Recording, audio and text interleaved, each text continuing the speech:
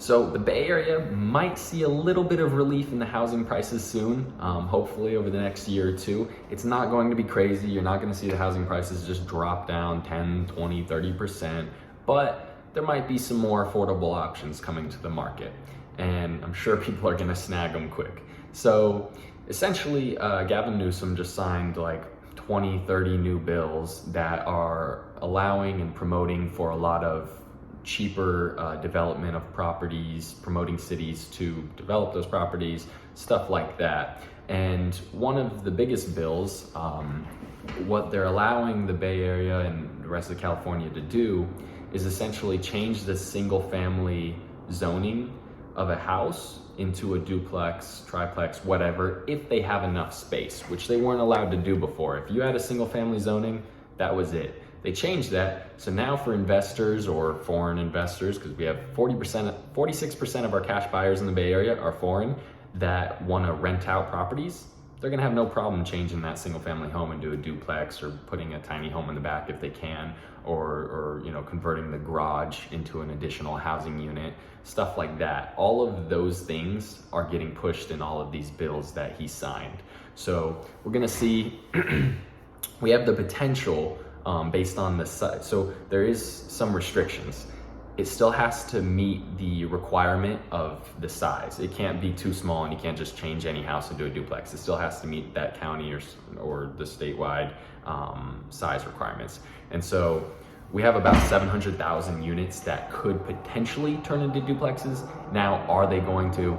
No, it's probably going to be a fraction of a percent. For example, you have to assume that you have enough room. So San Francisco doesn't have any more room, so you can't really build any more, and it's a townhome. It's connected to another building, another house. So you can't really, unless you can convert over here and you add a bathroom and do all this stuff, you're not really going to be able to do a lot in some of these areas where there's just no more room to build.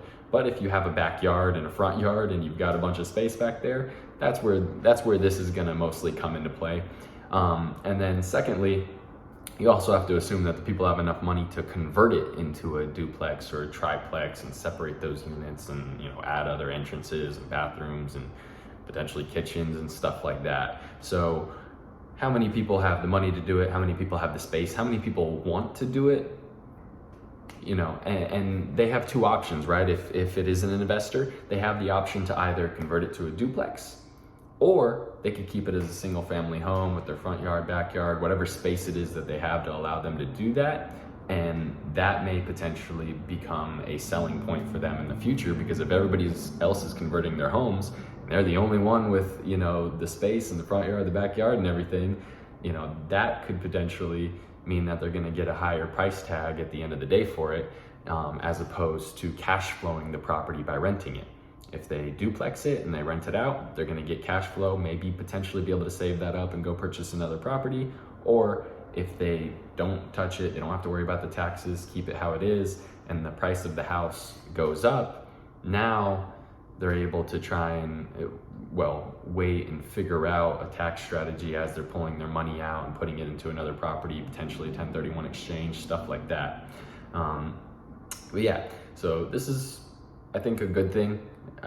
We definitely need some relief. We need people to be able to get affordable housing, especially as these rental moratoriums end, where people now are having to continue starting to pay rent, even though they may not have had a job or they got put in a dire financial situation at the beginning of COVID. So it's a good thing.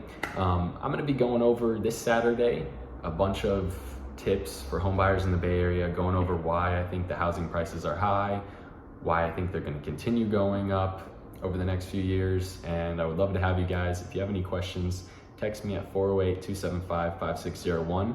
Otherwise, click down below, save the Zoom link, and join us this Saturday.